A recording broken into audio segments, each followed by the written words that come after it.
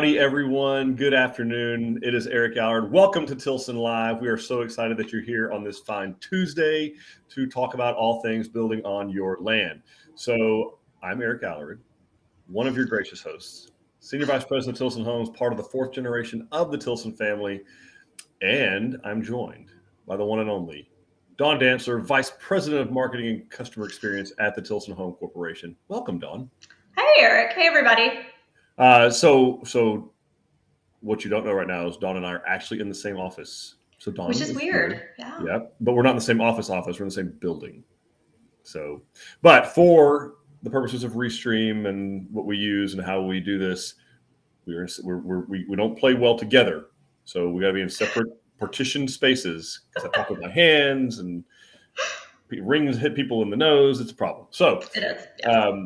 Tell us where you're watching from. Tell us where you're building. We want to know what's happening out there in the world. We got some questions for you guys, the audience. We are live on Facebook. We're live on YouTube, and we are live on Vimeo, we think. So, Dawn, what's going on these days in the world? What's happening? How are you? I'm doing well. I'm having some hard time getting some things, which is kind of like weird things. Like we had to switch our mug lately. You know, everybody who gets the Tilson mug at closing, I had to pick yet another different mug because the one we were using before is not available. Having trouble getting hats, pens of all things. Like just what? How about you? Yeah, so very, very similar struggles. Lots of things. I see we got some folks coming in, so that's good. Yeah, we're noticing obviously major supply chain issues. Throughout, like not just home building, everything.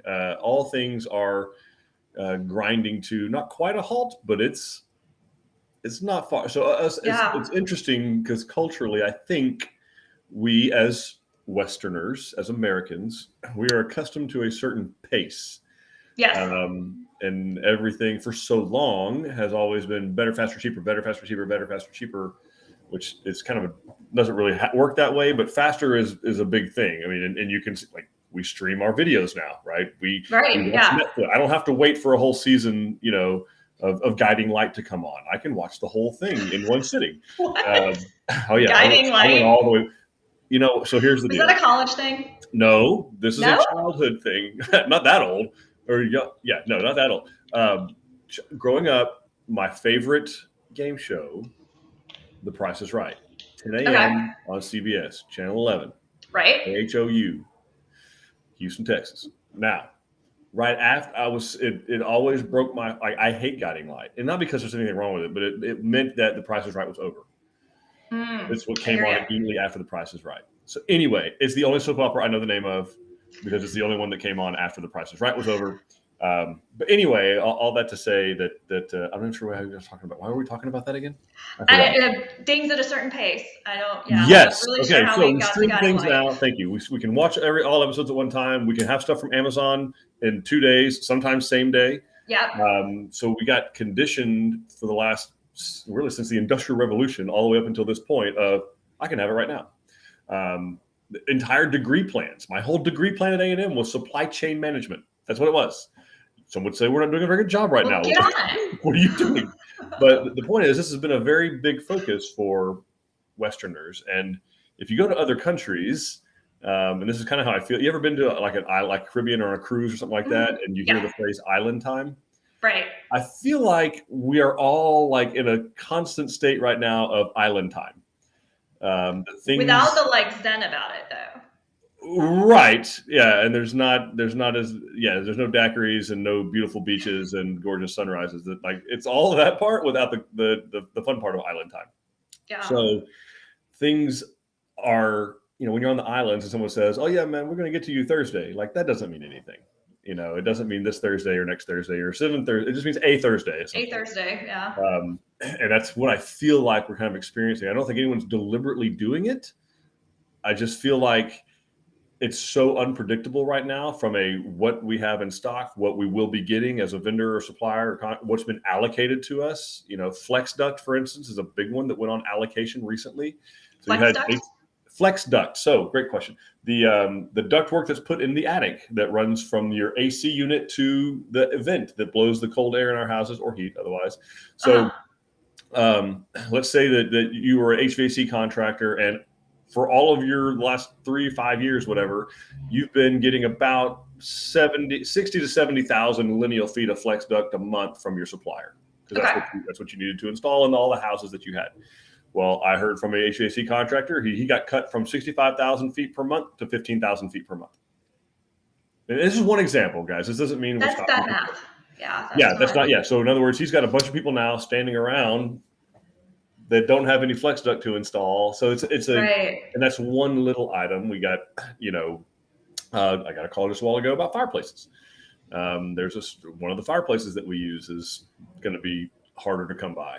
Luckily, it's not one that we use a whole lot, but it's just, here we go again. It's every week it's something different. I know I have a quick example that just happened to me recently. Driving home Sunday evening down I-45, tire pressure monitor thing comes on, 67 pounds, 63 pounds, 61 pounds, 48 pounds. Like, okay, I got a tire going low. Exit. Slow leak, yeah. Yeah, slow leak. Exit to my exit. I'm on the Farnham Market Road, and all of a sudden it comes on again, and it's at 4 pounds. And I look in the rearview mirror. Not a slow leak, yeah. Yeah, I look in the side view mirror actually, and it's like we're flat. So pull off, do that, change it out, get the spare on there. No big deal. Drive up to Waxahachie the next day. I have the certs on them, right? The what do they call it? The tire replacement, road hazard. There's a big old chunk of metal about the size of 2 fingers in it. So we're not going to be patching this one. Call it Discount Tire. Love Discount Tire. Hard workers. I love watching them work. They're very hard workers. It's a hard job. Very Johnny on the spot. I recommend an appointment. Super fast. And I'm told, so it's just one tire, right? And the other tires aren't really ready to replace yet. They still have good wear on them or good tread left. And okay, yeah, we can get that tire, Mr. Allerid.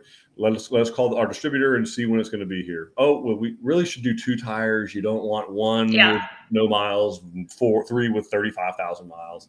Okay, fine, I'll buy 2 tires. I'll buy 1 tire. You're buying the other one. Cool, whatever. They call and they say, oh, great news. We can get the 2 tires. One's in Corpus Christi and one's in Orlando. They'll be here on the 19th and 20th, respectively. Let's set you up an appointment on the 22nd. Done deal. I'm like, okay, that's a little weird. So when the tire's done with It's a Small World, it's going to come to... Exactly. Then it will be in the Woodlands, and we'll move on. And luckily, Josh with Discount Tire, shout out to him, he calls back 15 minutes later and says, hey, I did a little due diligence just because, things are wonky right now everywhere. And I called, and turns out neither of those distributors have those tires. And, oh, by the way, they're on back order, and Toyo has no idea when they're going to be having any more. Long story short, he recommended another tire, which was also on back order, but they're filling those. It was going to be 1 tire. This is 1 tire. $800 for a tire. I do not drive a race car. I drive a Ford F-250. They're larger tires, but they're not that's more than double what it ought to cost. Okay. So I'm like, I can't, I'm not doing that. Like, I'm not paying you. No offense to you, Josh. It's not you. I get it. It's the market. So, what do you have? Oh, we can get this other off brand. So the point is, I don't care what you're after right now. Tires, parts. I think I talked about a tractor seat a couple of weeks ago. Like, by the way, it did finally come in. 8 weeks. There's nothing that you can just run down to the store, very little that you could get the way we used to get as what we're accustomed to as Americans. We're having to wait a lot more. We went to on the business dinner, right? And went there, and we waited, 8-10 minutes on a table. Yeah. There were more empty tables than there were people that were seated, but we still had to wait 10 minutes. It ain't because they didn't have the tables. They don't have the staff. So trying to bring all this back, folks, to what's happening in our industry is not different than what's happening in all industries. Right. Getting flex duct, getting fireplaces, getting electrical components, getting conduit, getting anything that has to, getting trucks for tires so contractors can go to your job site, or getting tires for trucks to go to your job site. Sorry. It might be faster to buy the truck. It might be. So, good luck. Go buy a truck. Go do that right now. Anybody got a truck or a tire? They want a truck or a tire. It's a 37 1250. I don't really care what brand. Just hit me up. We'll figure this out. But we can get into more of that. Dawn, I know you have a question for the crowd, but maybe we go through what's coming in first. We'll find out what kind of things other people Yeah, guys, throw in the comments, like, is there anything that you're finding that like you're having a hard time getting that surprised you? Especially with Christmas coming up, or you're having trouble finding gifts, or any of that. But let's check and see who we've got coming in. We've got Linda Hey, tuning in from Linda. Colorado Springs. Perfect. Welcome. We have Armand actually has a question. What is the minimum credit score? How does Tilson make money off of our loans? It seems too good to be true. Great question, Armand. Excellent So question. minimum credit score we're seeing right now and again, it's not, we're not doing the permanent loan. We're just doing the in-between part where you're building the home. But the companies that we're seeing are on a 680 credit score. And then how does well, we make money on the houses, Armando. That's right. the point. So, and yeah, it's not, the reason we do it is because other builders can't. It's not because that part of it is a money-making thing for us. It is a competitive advantage. For now, it's temporary. All competitive advantages are temporary. Different business discussion for a different day. Yes. But it is our unique selling proposition for Tilson Homes that we will build these homes using our money. We're financing the interim, if you will, instead of making the customer go borrow it at a third party and have it financed. So we don't make money on those loans. We make money on the homes. That's the business plan. The business plan is not to make money. We used to own an interest in a mortgage company. We don't right now. We sold out of that about 5 years ago, maybe 4 or 5 years ago. And I think we actually netted after 19 years exactly what we put into the business initially. Like it truly was a expeditious thing. It is easier for the customer to deal with someone who's familiar with the build on your lot process. You'll find, Armando, as you get going that a lot of lenders, they've done tons of loans, tons of refinances, all that kind of stuff, but very few of them have done a custom home or an on your land build. Right. It's a pretty rare bird, particularly for most of these lenders, especially the big guys, your Wells Fargo, your Bank of Americas, your Capital Ones. Like they've been done, but it's a struggle because they're just not fluent in it because it's such a rare thing. But the way we make money is off of the homes, not off of the loans. Great question. Absolutely. And then we've got Tracy. She's coming in. She's building in Henley. Very excited because the porta potty was delivered. Tracy, did you ever think that you would be excited to see a porta potty? Like, I love the things that we get excited about with this. But yes, that's great progress. That's awesome. Yeah. We've got Lenore, who's building in Mico, waiting for her builder to get assigned. All right, hang in there, Lenore. We promise it's going to happen. Yep. We've got John saying good afternoon, everybody. Hey, John. Thanks for joining us. We have Tony coming in from Delaware, waiting to be released to builder soon. Awesome. And then we've got Chris in Fort Worth. He drove 586 miles this weekend to visit Huntsville, Spring, and Bryan. What beautiful homes. That's a good tour to take. Now he's got to decide which one he wants to build in Possum Kingdom. Oh, I hope you didn't start. Oh, you drove from Fort Worth. Well, you start from Possum Kingdom, you can add another 200 miles to that round trip. So, man, thanks, Chris. Thanks for making the trip. That's why we built them. I mean, that's why I'm so glad you got to go see them all, and they're worth the trip. I know it. Yeah, tough choices. Those are some of the best ones. So, let's see. We've got Kristen. Hi, guys. I can't make my mind up about anything, but at least our land is being cleared. That's a step in the right direction. For sure. Kristen, what are you trying to decide? Let us know. Maybe we can help. Yeah, that is progress. That's big progress. Big progress. Polly from Grapetown, Texas, Fredericksburg, staking out on Friday, building a Breckenridge C. Hi, Polly. I think I actually put you in our intro video, so I hope you saw it. Let's see. Wendy, sister is building right now, general contracting herself, and she ordered her appliances months ago, and there's still no real ETA. She ended up ordering some that will do for now from Lowe's, and they were delivered the next day. They are under a time crunch. Sorry, I'm going to split this off. They're in a time crunch to get in. Their lease is up on the 30th, and they needed to get into the house. Yep. Appliances are definitely tough now. We order ours months and months in advance. And that's why if you are trying to change your appliances when you're under construction, we're going to be like, no. Yeah, there's a very good chance we can't get them. Yeah, it's tough right now. Let's see. We've got Melissa coming in from Arlington, building the Travis B in Stephenville. We had some windows and our back French doors break due to strong wind. We've been told it'll be 12 weeks before the new ones come in. And by the way, that's a good thing. Because we're actually ordering on a 16-week lead time. That's what we're projecting. Yeah, based so on our vendor. they're at 12 weeks, they're actually expediting them for you. So 3 months. yes, That's unbelievable. I know. And Bandera, Texas should be released to construction soon. Thanks for the Granbury virtual home. I feel so better about my build now. Oh, good. I'm glad you liked that. Very cool. That's a fun one. All right, we've got Angel. Hello. I've got my crushed concrete driveway done. Should I wait to put my electrical box, septic, and water well? Could these be included in the home cost? All right. Well, thanks so much for watching. First of all, thanks for asking that question. It's a great question. So great job on getting the crushed concrete driveway in. Somebody's been watching. That's good. It's great. So electrical box, I'd go ahead and get started on that. Yes. Because the power company, if you need help with the layout, we'd be glad to come help do that. You don't want to put, poles right where you want with the house, something like that. But we do want to. I would wait on the septic for sure, and potentially even the water well, at least if you know where it's going to go. But I will say, depending on where you are, you may want to go ahead and pull the trigger on that water well, because I talked to a guy this weekend in the hill country. It's taking 3 to 5 months, maybe more. Oh wow! Waiting to get a water well put in.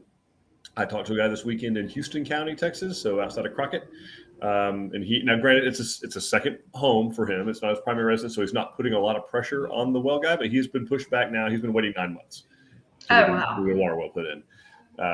And part of it is labor. The water well guy's just got more than he knows what to do with. But the other part of it is there are water parts for the particular well that he's going to put in that they don't have yet.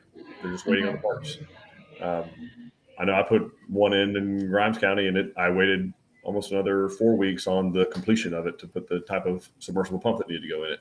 So it's just that's what's happening. But I would go ahead and pull the trigger on the well, probably just because of the times. Yeah.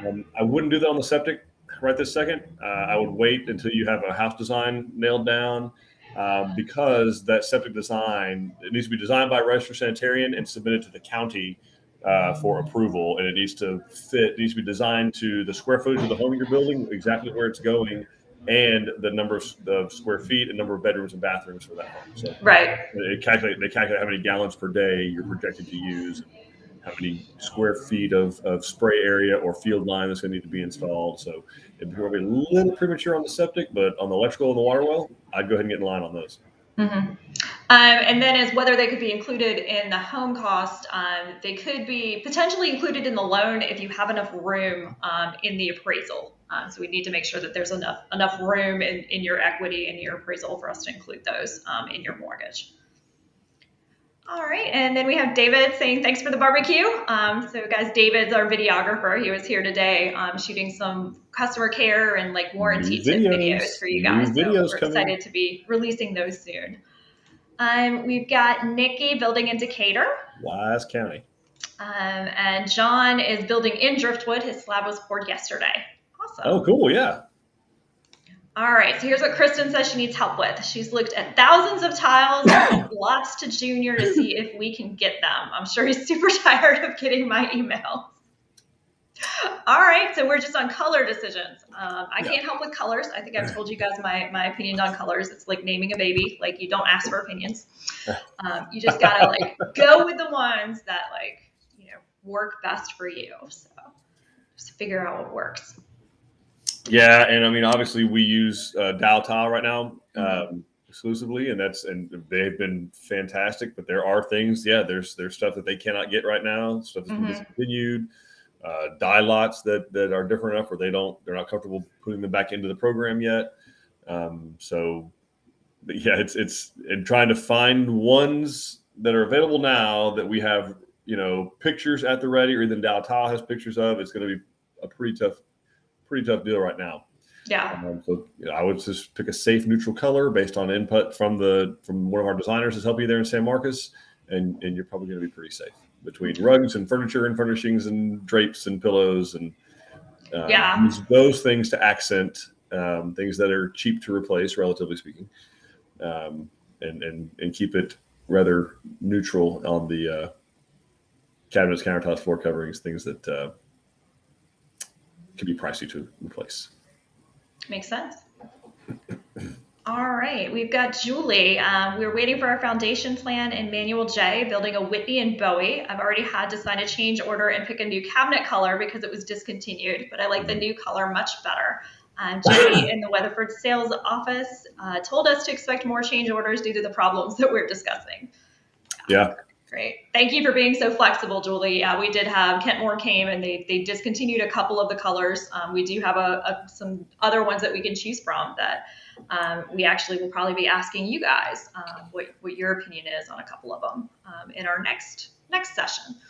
Yeah, and these go back. I'm glad you brought that up, Julie. And this goes back to how one thing can affect multiple things in the supply chain. So, for instance, what we're really talking about is it was a painted cabinet color, right? It wasn't a green color; it was a paint because we can't get that paint, or they can't get that paint.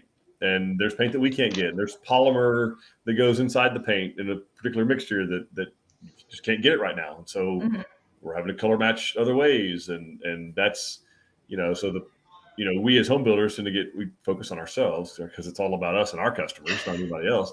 But knowing that, well, if we can't get paint, that means there are other people that can't get paint. Right. There may be other companies that are, we are all vying for the same finite resources.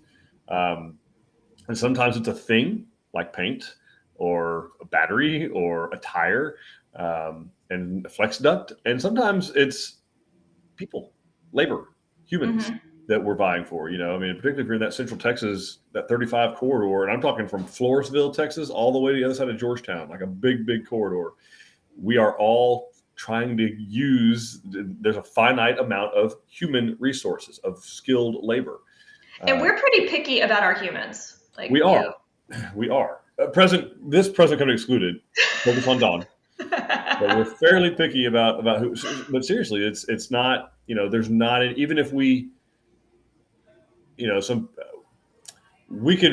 matter if we would be building, 5 houses or 500 houses, it really wouldn't go any faster. Like there's just not the resources there because of all the other homes that are under construction in the area.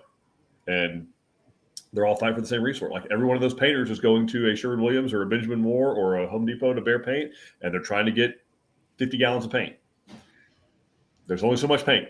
Right. And that's just one little teeny tiny example. And that's every week it's something different. Yeah, absolutely. And then we've got Polly. She's got a long comment, so I'm going to read it before I put it up. Daughter and her family are doing their design meeting on Thursday in Bernie. Their well was drilled yesterday. So we are so excited to be moving on with Tilson. These are our forever homes on our land and theirs, and so glad that we had the opportunity for Tilson to be our builder. We've watched all the videos, and they are magnificent. So much information and learning. We appreciate all of it. Oh, thank you so much, Polly. Polly, that's so kind of you. So nice. Thank you. Thank you for tuning in, and thank you so much for trusting us. Yeah. We really appreciate you. Terry says things are rolling now. Concrete being poured on Thursday. All right. Amazing. Congratulations. Send us pictures. Yes, absolutely. Send us pictures. And make sure you do handprints and writing in the foundation and all that good stuff. We get Jonathan. If I still owe on the land, can we still build on the property? And if so, does the remaining balance owed on the land get added to the final price of the home, or does it stay separate? Dawn, I think you know the answer. So yes, if you still owe money on the land, that's fine. What you would do is, we are looking for that 10% equity. So that would be the final value of your home and your land put together. We would want you to have 10% equity already in the land. And as long as you have that, you can actually use that as your down payment, instead of a down payment. And you would just continue making your payments on your land loan throughout the build. And then at the end, what they would do is roll whatever balance is left on your land loan into your final mortgage. Because once that home is built, the two do merge together because you can't separate the two were anything to happen.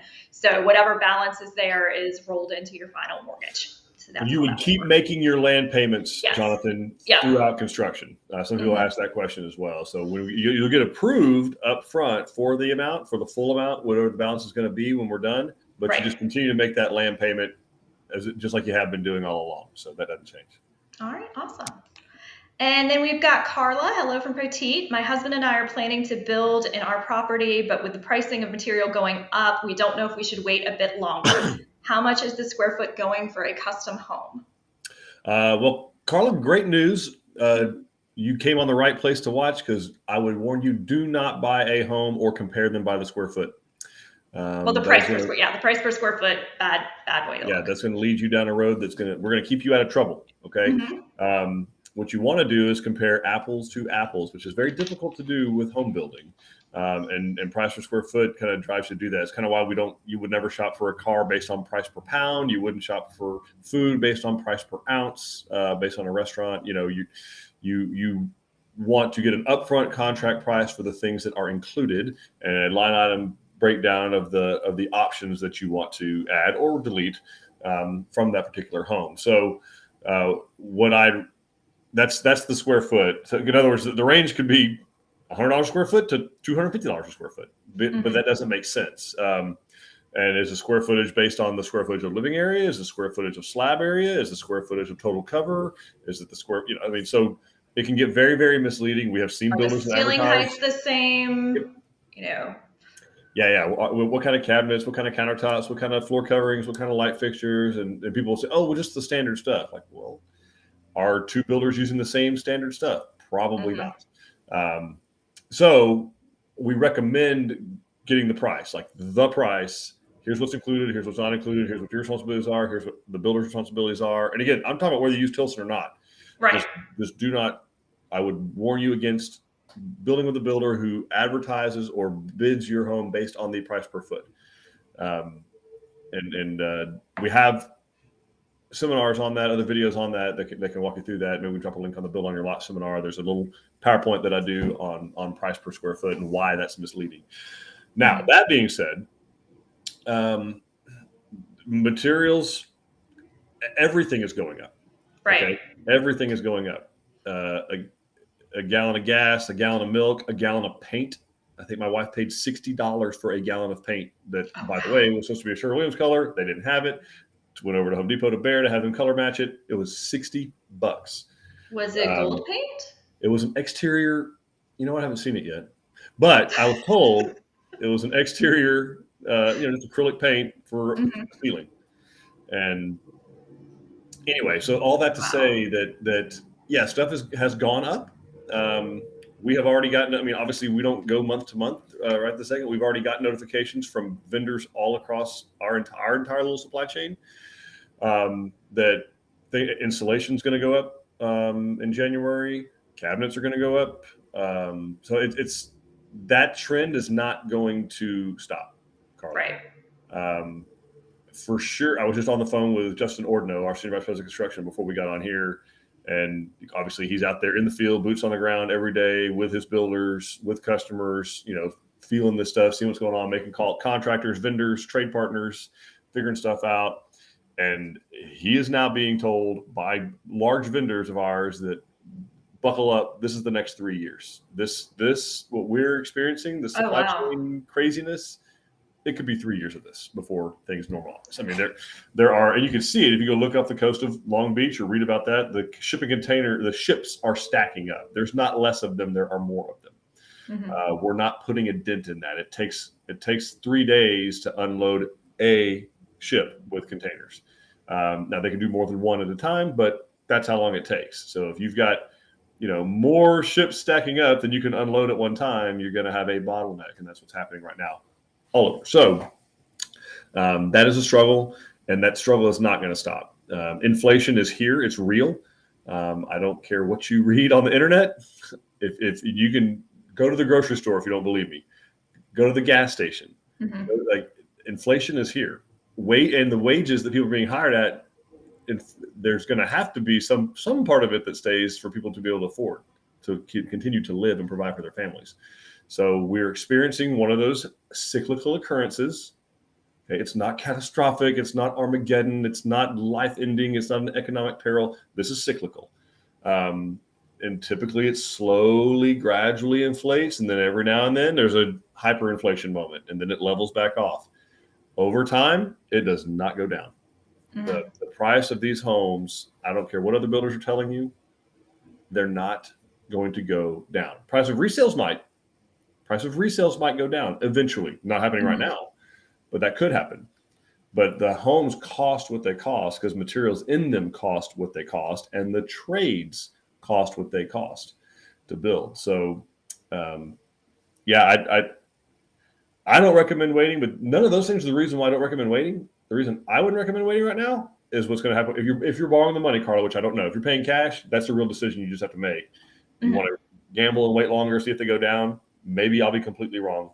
But by the way, so with the chief economist of the NAHB and the chief economist of the National Association of Realtors, and like, it's not just me. I'm not that smart of a guy.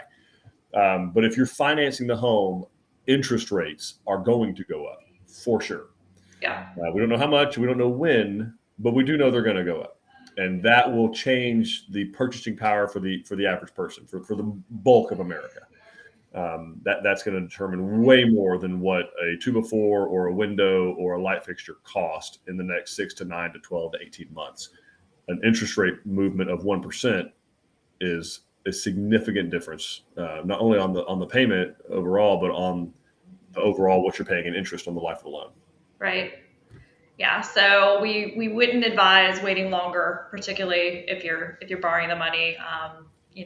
If you want to wait 5 years, I don't know. Like I'm with Eric. I don't see it going down because I know everybody is thinking that housing prices should go down because we're remembering what happened in 2006, 2007. But the stuff that created that situation is not the situation that we're in right now. We're in a housing shortage. And at that point, we were in a surplus. A lot of builders had built a lot of spec homes that were homes, sitting empty. We had some sketchy lending things happening that like people were being able to borrow money who had no business borrowing money. We don't have that happening. So we don't have inventory. We don't have loans that seem like they're not going to be able to be paid. So there's no supply to make the prices go down. So yeah, I'm with Eric. I just don't see it going down. So I would, if you want to be in your new home in the next couple of years, like I would pull the trigger now because you're just going to see it go up. Yeah. And at the very least, it's not going to go down. And if you wait to start, it's just that much longer before you're in your home. Yeah. All right, we've got Tanya, the Thompsons from San Antonio, building in Spring Branch. Welcome back.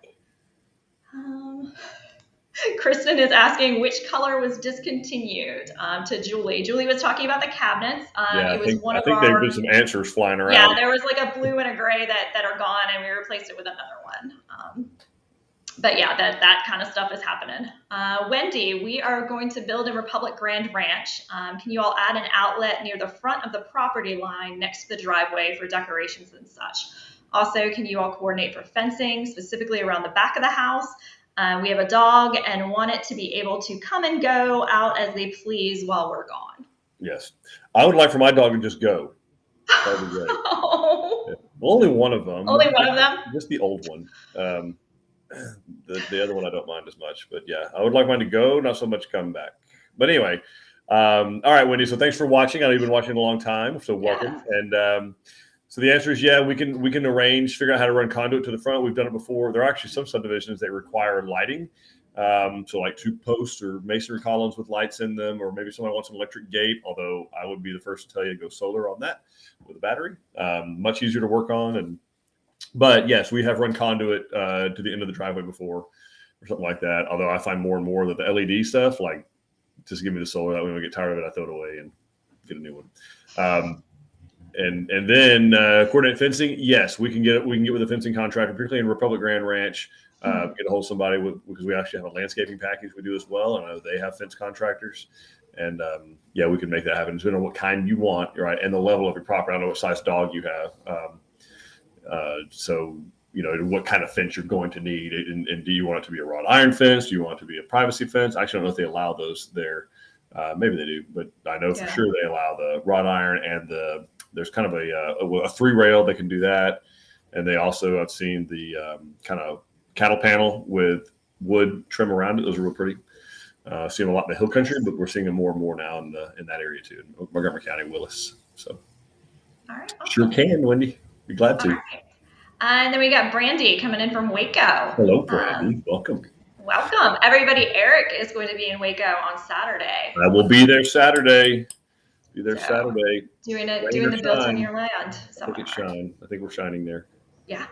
Yeah, do a little seminar there. So yeah, and we have guys, we're taking appointments there now. If you want to go talk to the folks in Waco, you're building that area, we're taking appointments. We'd love to talk to you. We got our slabs down on the ground, so parking lot there. We are happy to talk to people about customizing your custom home on your land in Waco, Texas. Absolutely. All right, we got somebody from YouTube. My foundation engineering report came back with 12 by 28 for interior and exterior beams. On your pre-foundation video, you noted that beams were 12 by 36 at a minimum. Can you explain the difference? I can actually. So I don't know if I'd said that in a minimum, I was referring to that exact house. I think we was at the model home in Bryan, Texas, and the engineer on that home on the Canyon model required 36-inch beams. So 28 is actually the minimum that we do. Actually, that's not true. There are some counties, some places we do 24-inch. So if I did say that the 36 was a minimum, that had to do specifically with that particular model home. That's what the engineer said. On the report, on the design, it'll say 36-inch minimum, and it's talking about that specific design. But our pricing varies across the state based on what we have historically seen the engineers come back with in that county on beam width and beam depth. And we do have some counties that we build that starts at 24 to 28 inches. We have seen 36. I've seen over 40. I've seen 48 inch beams. That's pretty rare, but yeah. So that's the. If there was a difference, I apologize for the misunderstanding. But we build 24-inch deep and 28-inch deep all the time. All right, good to know. Okay, Terry is asking, are smoke detectors included on all of your homes? Yes, they are. And they are a combination, actually. They're smoke detectors and carbon monoxide detectors. And so they're together, and they are hardwired in a series with a battery backup, which means if one of them goes off, they'll all start going off if they're tripped. And you need to change the battery every 6 months or so. Don't worry. If you don't, it'll go off at 2 a.m. just after you put your infant to sleep. We were actually talking about that today in the customer care videos, because I have an area in my house where there's one outside of every bedroom, and there's like 4 bedroom doors that come together, and it's usually at 2 a.m. that one of them starts chirping, and you can't figure out which of the 4 is making the noise. It's a fun, frustrating game. So yeah, I'm glad you mentioned that too, Dawn. So every bedroom gets them. And then every hallway leading to a bedroom has to have them. Now, what that means, you don't have to have them in the common areas necessarily, although we do have some plans that the master bedroom is directly off of the family room, in which case it kind of will be on the wall or sometimes the ceiling of the family room, because code does require that there be one before you get into a bedroom. Right.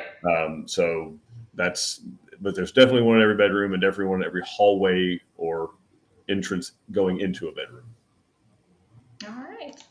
Okay, Anne is asking, are you having many people have to make changes mid-build because of supply issues, countertops, tiles, etc.? Yes, all caps. All caps, yes. Yes. We are. Now, it's not every home, okay? And it's not every option, but more than we've ever had to in the past, yes. Yeah. What we're finding is with the supply chain issues, a lot of the vendors are prioritizing the things that get ordered, like the colors that are the most common, which is one of the reasons I think Eric was kind of pushing towards go for something neutral, because the more uncommon that an item is, a lot, we're seeing people like Daltile kind of step back and say, hey, we don't have as many people ordering this, so we're going to do this instead. And we've seen that in light fixtures and stuff like that. They're trying to prioritize what most people are ordering. The good news is, like, you're going to sign off. We're not just going to willy-nilly change your stuff. If you have signed off on a specific selection for anything, we're going to come back to you and have you reselect. So we're not picking what's going in your house. We're not going to say, hey, this blue cabinet isn't available, we're going to do this one instead. We're going to have you come in and look at the choices and pick what you want. If it is a color option, you are going to have to authorize it, or agree to it. I guess you could not agree to it and just let the house sit there. Yeah, we could wait. I'd rather not. But what we don't do that on is like the radiant barrier decking, for instance, or the OSB. We like, if it's Georgia Pacific or Louisiana Pacific or Royal Martin or Eclipse or right, it doesn't matter. We don't call out a name brand per se. on that, on what brand of lumber, what brand of concrete mixing were you, that kind of stuff is not. But anywhere that we've told you've picked out like a model number, like on your appliances, that kind of stuff. Yes, we will not just show up with whatever without you knowing first and saying, hey, here's what we can't get, here's what's available, here's what we'd like to substitute. You authorize it. Yes. All right, and then we have a question for Usman. Is there a way to ensure we don't get a seam on our island countertop?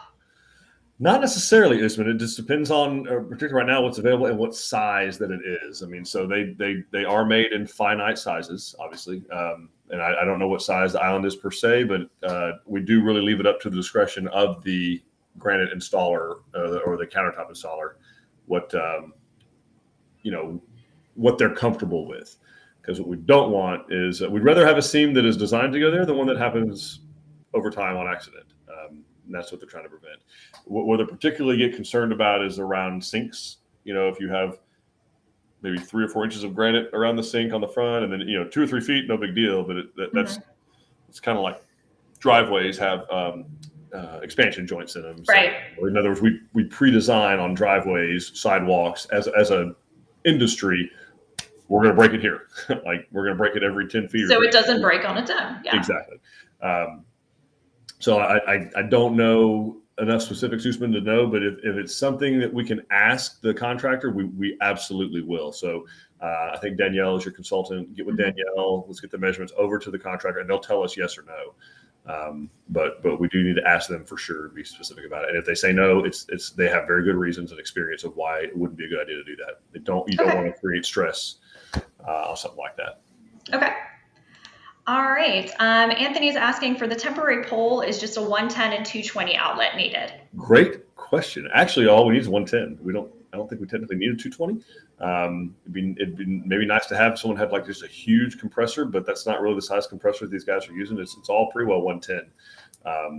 I know we do a temporary pole and put temporary power on there. I don't think we put a 220 outlet on there. So if your power company just does that on that's fine. That's no problem. We'll use it. We may not use it, but 220 is pretty rare stuff. I mean, so we talk about the shape of like a dryer outlet. You plug the dryer, that big round black thing, right? Kind of 4 weird. That's usually a 220 outlet. A water heater with something that's 220. Sometimes an oven would be wired on 220. These 220 volts instead of 110 volts. They'll take up 2 breakers, like you see on the breaker box, the 2 that are kind of linked together. That usually indicates 220. Yeah. Okay, that makes sense.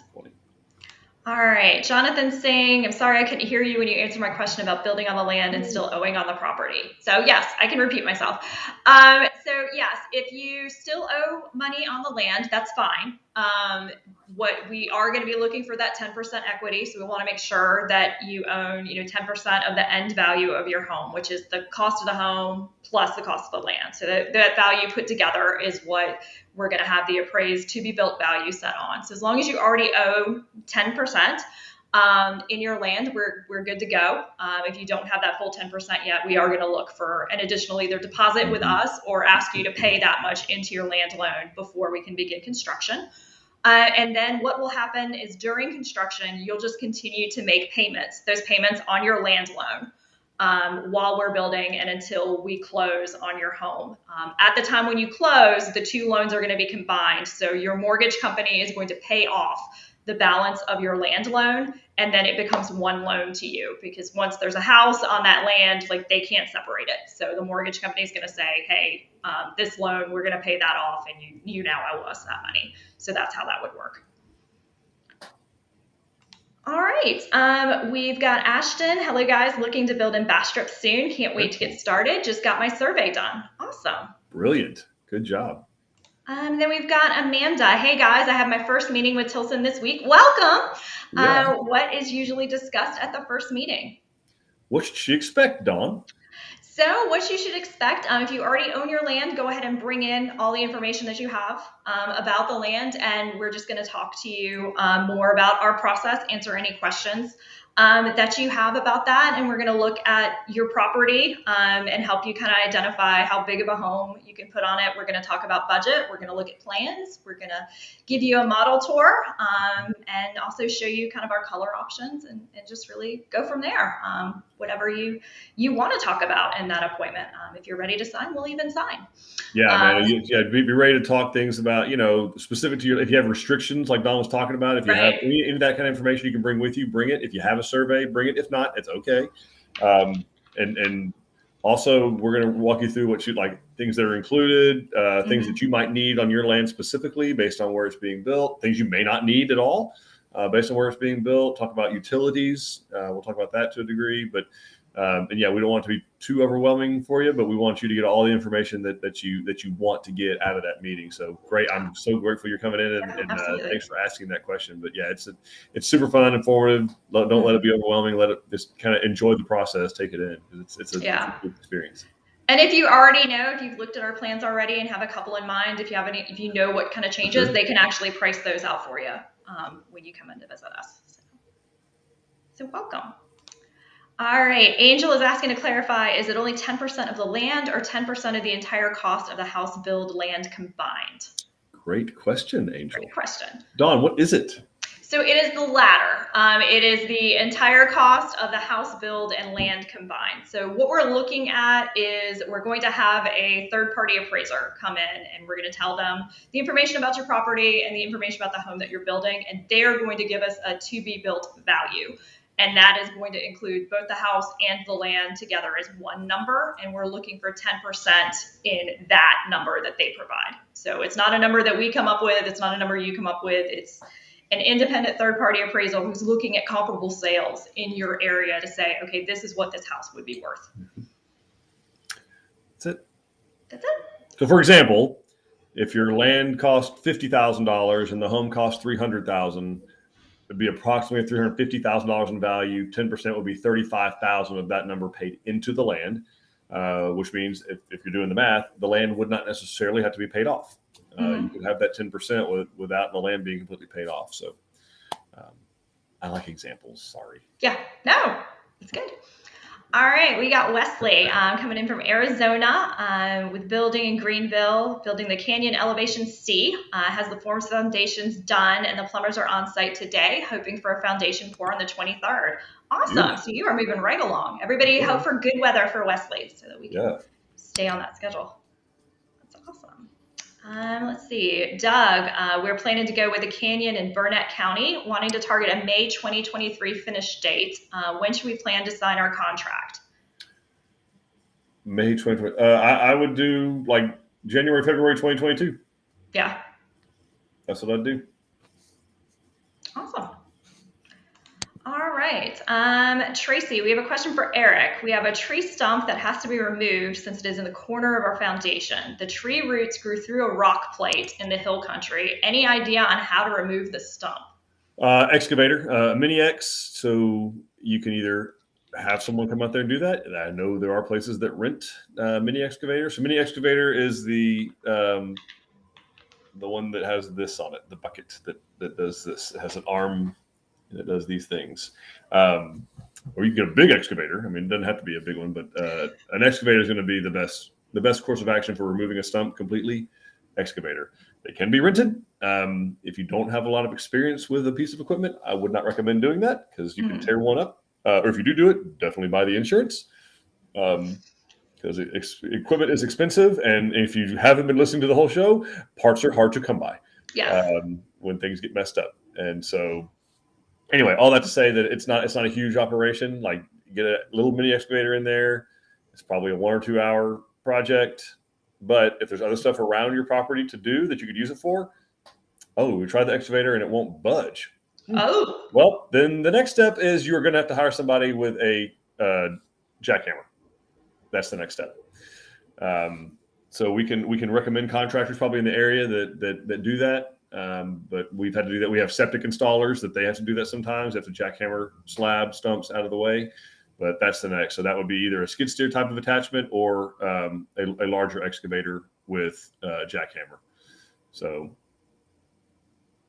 all right. What I'd recommend. Well, and I'm glad that Tracy knew not to ask me because my answer would have been like, I don't know, either ask Eric or her or somebody else. So good instincts, Tracy. Good instincts.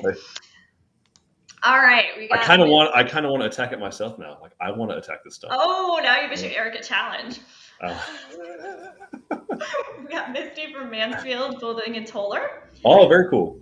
Awesome. Okay, Usman's asking, are payments to Tilson made before a phase starts or after? So, great question, Usman. So we're talking cash. Yeah, if you're talking cash, Tracy says, "Come on out." If you're talking cash, we are gonna the initial pay actually before and after. So the initial payment, and actually this will go to a loan deal. But any money that's not included in the loan amount, we would take that down payment prior to the start of construction. So basically, once all of your permitting and engineering and design center selections and all that kind of stuff is finalized, we're ready to go to construction. On a cash transaction, we require that initial, I think it's 35% upfront right then. I say upfront, it's after the whole start process, but before we start construction. That's part of the reason of the cash discount is we are going to be using your money to build the home instead of our money. Does that make sense? So we give you a 2% discount since we're using your capital instead of ours. Now, and then after that, it goes in kind of after phases. So we take 35% upfront right before we start construction. We take another 15% at slab pour, another 15% when the house is dried in, another 15% at sheetrock stage, another 50% at final trim or at trim stage, and then the last 5% after the home is done. You've done your walkthrough, homeowner orientation, and all that. So you're holding back that last 5% until the house is completely finished. All right, that makes sense. Over from YouTube, my understanding is that there's a new code that adds a breaker box, he thinks, next to the meter on the house. Is that considered in any way a whole house surge protection? So I'm not sure because you might be talking about something specific to a electrical provider that they're requiring. We have found that electrical providers interpret the code differently. Kind of like people interpret the Constitution differently.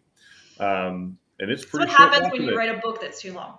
If you've ever read the Constitution, it's pretty doggone short, but somehow we can't figure that out. But back to the Constitution was vague, but the building code very big. The building code is very big. It's supposed to be very specific. But to your point, it depends on how your provider is interpreting it. I have seen there are few providers that they are interpreting it that the house has to have a whole home surge protector. That is not how the inspectors we visited with interpret the code. But if the provider is requiring it, that's what they require. What a lot of them require is they want to disconnect at least outside the home. So like, for instance, the breaker box is going to be inside the actual, like all of your breakers. If you're going to have that inside the home somewhere or inside the garage, a lot of the providers do require a disconnect on the outside. And that's a fire safety thing. Like if firefighters showed up, your house is ablaze, God forbid, and they have to enter the structure, they want to be able to cut power to that structure before they go into the home. But they don't all even require that, but most of them do. And that might be what we're talking about here. Your provider might be requiring that there be some type of a disconnect on the outside, which that's cool anyway, because if you wanted to add a generator later, it makes it a lot easier to do that. Generator later. Which, by the way, those are also 7 months out. So wait. Wow. All right. Julie is asking, how do I get a copy of our appraisal that was done last month? Your salesperson can email it to you. All right. Perfect. I know because I'm looking at it. Okay. There you go. Cameron, planning to build in Bastrop, Texas, Bastrop County. I've been working with Jessica Walker out of the Bryan, Texas location. No contract signed yet, but hopefully soon. Awesome. Thank you, Cameron. Thanks for sharing. All right, we've got Eric. We have one more step to get our site prep done, and that is a construction drive. We're in the city, and it's a straight 50-foot drive we would put in. There's construction across the street, and they did not need one. Is there ever an exception made for this? So there has been, Eric. It depends. They were probably building in a drier time of the year. We're about to enter the wettest time. So what we found ends up happening if we don't do it, that a lot of trades can't get in there. If you're talking about 50 feet back, like that's more than just, on some city lots, we're building 25, 30 feet off the road. So it's not a big deal. 50 feet's that's far enough where, it'd be difficult to reach with some trucking materials. Also, some cities don't want contractors parking along the road. Some of them don't mind, but depending on your street, they may not want people, clogging up the streets. And of course, neighbors get hacked and all that kind of stuff, which is all understandable. But it's still always good to have some type of construction access just to minimize the damage to the lot and getting vehicles stuck and having to stop everything, move cars around, get them pulled out of the mud. Mm-hmm. That's really the biggest reason why. But really be able to get concrete trucks, dump trucks to fill the forms, that kind of stuff, back to where the actual slab of the home is going to be. That's really what the construction drive is needed for more than anything. After that, it's pretty much light duty trucks that are getting in there, with a few exceptions. I mean, the lumber truck is usually unloaded from the road, and they do with one of those kind of piggyback forklifts, a spider lift. They come off the back of the truck, they drive around, they unload the lumber that way. So you don't have to get an 18-wheeler onto your actual lot per se. But dump trucks definitely have to get in there. Concrete trucks definitely have to get in there. At least the pump truck is going to be able to need to get within 25 feet of where the slab's going to be, and then they'll back the concrete trucks up to that up to the pump truck to actually do your slab. But if the city doesn't require it, that's okay, and then we can visit with your site evaluator, with our stakeout superintendent, to find out, soil wise. But it sounds like whoever was doing it across the street, obviously they were building through the summer. It just now got cold and wet in Texas, right? Mm-hmm. Like and we've actually had really good weather the last couple of weeks. So maybe it'd be okay, but I don't want to hold up and say, well, we can't get dump trucks in there to fill your form, so we can't. And it's very linear, the process, right? Like, right. We got to have a foundation to do the rest of the house. So that initial getting those large trucks in there is really, really critical on the time frame. Okay, that makes sense. All right, Ashton, I'm looking to add like 500 square feet to the Preston. Would I just meet with your architect? What is the process? What's the process, Don? How do you do that? So what you would actually do is you can meet with any of the consultants in our office, just let them know what you're looking to do, and they'll help you kind of draw out where you're adding that 500 square feet, and they can actually give you the pricing for that right then and there, so you'll know what you're looking at as far as the cost goes. So yeah, they can absolutely help you do that in an appointment. So yeah, just call and make an appointment in the design center, and we can help you with that. All right, Linda's asking, if prices of materials were locked in when the contract signed, how are we affected by unavailabilities of materials selected? Well, we try to use something of equal value, obviously, same level, something like that. And of course, we do that 180-day price protection pledge. That's as of right now. That may vary based on the county that wants building it. In the future, right now, that's what it is.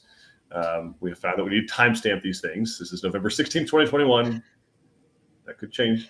Yeah. But yeah, if you're under that contract and under that price protection pledge, that's the pledge. That's what a pledge is. Mm-hmm.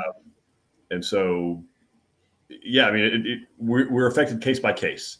So what we do is we say, hey, look, we can't get this whatever tile. You upgraded to level 3 ceramic tile. This is our current level 3 ceramic tile program. Pick one of these, or you go down to level 2, you get a credit. You go up to level 4, you pay the difference. That's how that works. Yep. All right. Tracy says, my husband is taking Thursday off to try the jackhammer on that stump. So if you're free, come on out. And I'll bring the eye protection and elbow pads. All right. Talking back on that outdoor breaker box, probably a disconnect like you said, but assume that it is not considered a surge protection. Do you think surge is needed or typical? It's definitely not typical. I don't think it's needed for a whole house. Mm-hmm. I mean, particularly these days, with a lot of things being low voltage, like all your lighting is low voltage these days. The lights in the ceiling fans is low. It's all LED. So we're actually pulling less and less amps these days than we ever have on a home, which is crazy because our homes are bigger than they ever were, but we are pulling less amps. And so unless you're talking to neighbors and they're like, oh, it happens all the time, you're going to plug your major things, your electronic equipment. I always recommend, no matter what, plug them into a surge protector. So your computers, laptop chargers, TVs, plug those into surge protectors anyway. We keep one under our end table and where our couches are. And that's what we plug the various accessory devices into, particularly when the kids are in trouble. That's where you'll find them. Plugged into air or on my nightstand. They got to come through Dad to get it back. And everybody likes a good dad lecture. Everybody likes a good dad life lecture. Absolutely. Yeah. So anyway, I don't think they're needed. I don't think, and they're certainly not typical. But we have had electricians install them. We've had customers that really wanted them. So. All right. Okay. Angel's asking, where does stained concrete for flooring throughout a home land on the tier of flooring in comparison to cost with carpet, tile, hardwood, and vinyl? Great question. It's about the price of ceramic tile. So it's more than carpet, typically not as much as hardwood or even our vinyl plank. It's right around there in our level 1 tile price, about the same. And part of that is the having to protect the floor. So it's not all just in the cost of the stained concrete. A lot of it is, but part of that is the actual protection that we do on the floor. Okay. Jamie is asking if we have an average estimate of timing from once the foundation is poured until closing. About 8 to 9 months. I think 259 days is the current average. Okay. All right. That was yesterday. So yeah, I have a pretty good idea. And today it's November 16th. Hopefully we're watching this in 3 years going like, what was going on? That was really slow. Yeah. All right. And this is the last question I see. So if anybody else has questions, start typing. But over from YouTube, typically does billing for power start once the T-pole is connected or when permanent power is installed? The pole just got installed and loop is hanging, so it's waiting for T-pole from Tilson. He's in San Bernard. San Bernard Electric Co-op. Okay, so billing is going to typically start whenever they come and hook up to the temporary pole. Now, sometimes and I don't know what San Bernard Electric Co-op's doing this month or this week. Sometimes they'll have a minimum monthly charge. Sometimes they do not. You only get charged for kilowatt hours if you use them. Okay. I will tell you that during construction we use very little kilowatt hours. Like power saws and compressors and that stuff does not use a lot of electricity. There's usually not more than 1 or 2 things plugged in at one time. It's very, very, very minimal use. In fact, when we find co-ops that do have a kilowatt hour minimum that they bill for, we never go over the minimum. I should say never. We rarely go over the minimum. Typically, it's not till the customer's in there, hooked up to permanent power, lights are on, AC's going, we're washing dishes, we're washing clothes, appliances are rolling, air fryers going, Keurig coffee machines going, electric fireplaces going. Then you'll start to see a bigger pull. But it's super, super minimal. And again, I just don't know for sure right now if San Bernard has a minimum monthly charge or if they only charge for the actual kilowatt hours that are used. Okay. All right. And then Amanda hopped in with a question. When do we start the application process for financing? Do we lock in design first or pre-approval? I would start with pre-approval. Go ahead and I'd start that financing conversation as early as possible. It's not typically holding anything up right now, but the appraisals are taking a while. But they can't do the appraisal until the design is locked in and you're under contract. So do start the pre-approval process. We'd love to share the information on our preferred lenders with you because they're very easy to work with. It's not because we don't get any kind of kickback. We don't get any financial gain from them whatsoever. We just know that they take good care of customers that are doing build on your land. I don't get a box of cupcakes every month from them because they do something there's no kind of benefit other than it's better for our customers, period. All right. Okay. Tanya's sharing, we met our builder, Jeff and Peyton Savarino last week. Oh, cool. Super excited to have construction started. Jeff will have our septic installed first prior to having forms set up for our foundation. It was such a wonderful, happy moment. Awesome. Beautiful. So I want to just explain that a little bit because that is pretty rare. And that's most likely due to, and I talked to Jeff this morning, so that is most likely due to accessibility. We may not be able, once the home is built, the slab, the frame, everything's there, he probably doesn't feel comfortable on where the septic's going to have to go to try and install it later, get the equipment back there, same bobcat or excavator back there to dig that hole out, set the tanks. So he's wanting to go ahead and get that installed now so that he doesn't have to disturb that or try and squeeze by the house or mess something up later on. So, and our builders, they're empowered to make that call. So she says, it's definitely accessibility. Yeah. And then Angel has one last question. We have land in Crosby, but live closer to Clear Lake City. Which office should we go to? I'm definitely looking to get more information in person. Yeah, Angel. So, if you're in Clear Lake, you're probably equidistant from almost all 3 of the offices in that area. So, and I know that sounds weird to say, Angleton is down south, but it's going to be, further to the west than you are. I don't know how easy that is to get to you from over there where you are, the 45 NASA Road 1 corridor. Or you can go straight up 45 to Spring, Texas, which would be closer to Crosby. So we're at 45 in Cypresswood, which is just north of FM 1960, which is, of course, obviously the road that goes through Crosby over there. And then you've got, or I guess Highway 90 goes there. And then you got Katy, which you may be able to get on the Grand Parkway and scoot around to our Katy location, because we're just barely west of the Grand Parkway on I-10. Certainly, they're all three worth going to look at the model homes. Right. And then you can kind of make a decision on that based on who you meet with, where you want to work. But the pricing will be based on where you're building there in Crosby, not where you buy from. So you go to whatever office you're most comfortable with and you enjoy working with. You may just, map them and see if Angleton, Spring, or Katy is the easiest to get to. All right, perfect. And it's going to depend on the time of day, as you know. Sometimes crossing 45 across the belly of the beast that is Houston, Texas, that can be an ordeal. All right, awesome. And let's see. I think I do have one more question that popped in. Above all the base fixtures and insulation that Tilson provides, what further improvements can you recommend to reduce electricity usage? Better Sears, HVAC, or spray foam, etc. It's really, here's the deal. Yes, you can spend more money on a higher SEER HVAC and theoretically reduce your energy costs. However, it is a cost-benefit analysis you got to do. Is the equipment going to last long enough to recoup the dollars? So let's say, for instance, we're putting in probably a 15.5 or 16 SEER system into your home. You can upgrade to 18, 20, 21, 22 SEER equipment. Yes, you can. I don't know exactly which home you're building, but it may cost you $6,000, $8,000, $10,000 to do that.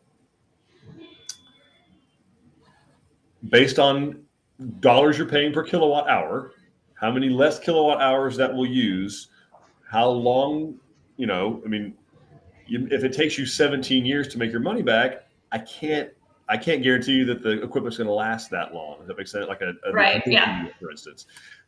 Versus if it's like, hey, 3 years, you get your money back, roll them. Let's do that. Last time I did that kind of analysis, it was closer to that 13 to 17 year mark. And it's kind of like, well, you're probably going to be in the house still by then, but is it worth the money? Particularly if it sounds like you're paying cash, so maybe you have to make that decision. But the other thing would be, depending on where you're building, maybe you have the ability to shop around on your permanent power provider that you're paying for kilowatt. So you'll have to use somebody to get the permanent power done, depending on where you are. But then after that, maybe you go to that powertochoose.org and pick your provider for kilowatt by kilowatt hour. But if you're in a co-op, that's not a case. You will be paying whatever the price is. That's the price. That's really about the only other way you can do that. But we're already using LED light fixtures. We're using LED bulbs in the fans. We're using appliances that have Energy Star certification on the majority of them. We're using 7-day programmable thermostats.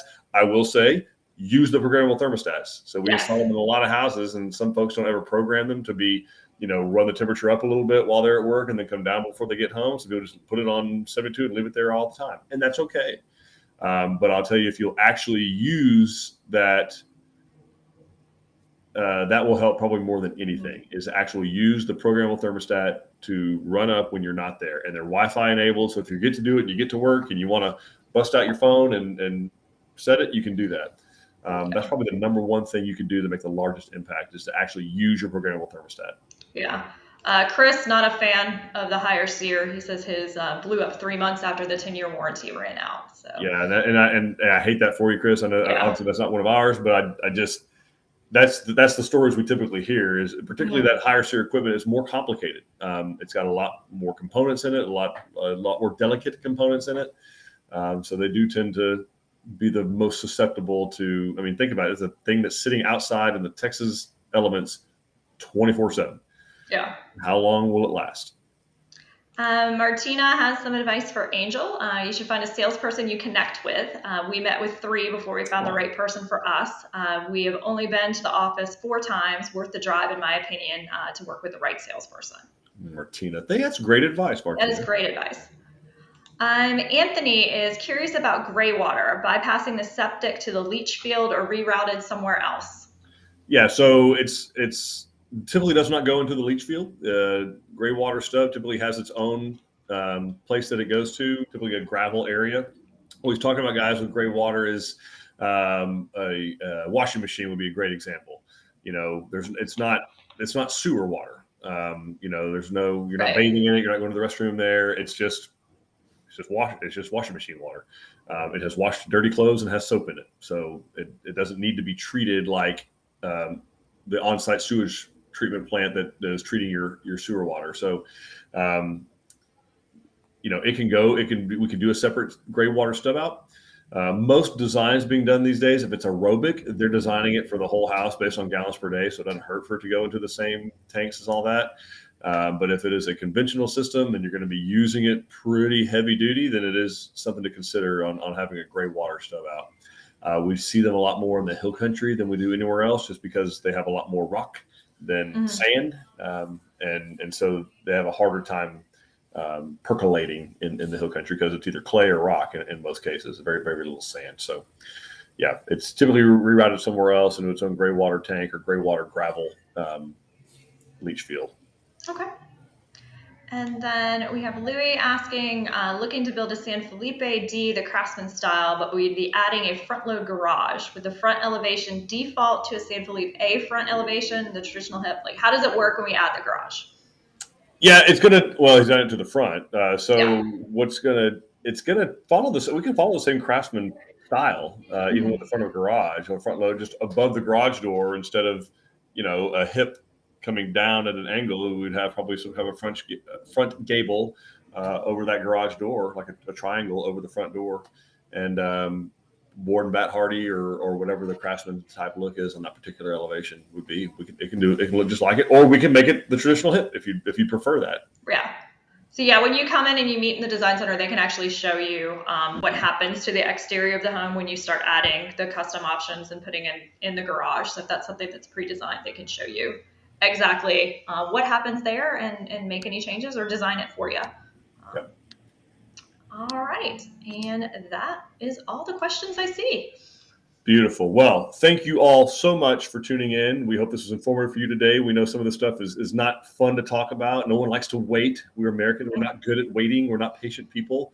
We've been raised to hustle, be first, win. And I still believe very much in the American spirit, the American ingenuity, the American business, American industry.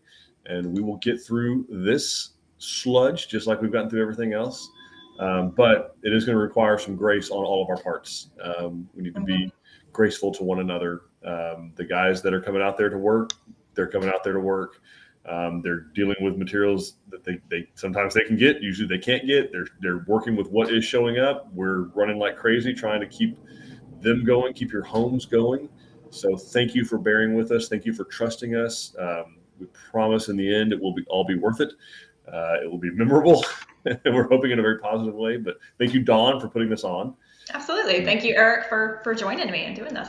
I love it. Love talking to all of our people. So again, be in Waco this coming Saturday.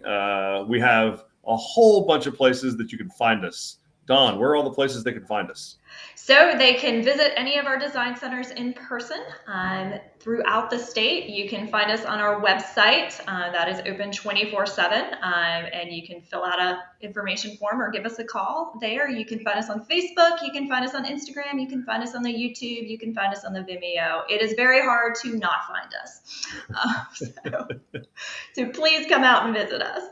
Yes. So grateful for every one of you. Thank you for the customers, for people thinking about being customers, building on your own land out in the middle of nowhere, Texas. We're grateful for you. We know you want that independent lifestyle and we want to help you get there. So with that, we will see you guys next time. Hope to see you soon. I hope you join the Tilson family. Can't wait to see you. Bye. Bye, everybody.